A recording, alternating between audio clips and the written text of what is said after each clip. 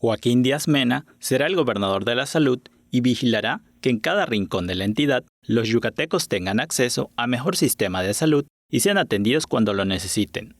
En la transferencia al IMSS Bienestar, subrayó que Yucatán quiere hospitales más equipados y con mejores instalaciones y que están comprometidos a que juntos se logre.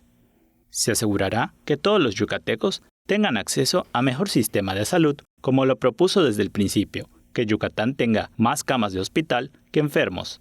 Díaz Mena explicó que la gente no entiende de organismos, sino que, cuando necesita que su familiar sea atendido y el gobierno no ofrece solución, termina en un hospital privado, así tenga que vender sus pertenencias.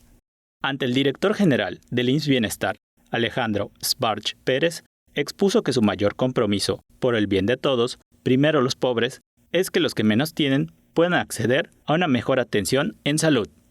Tele Yucatán, Noticias.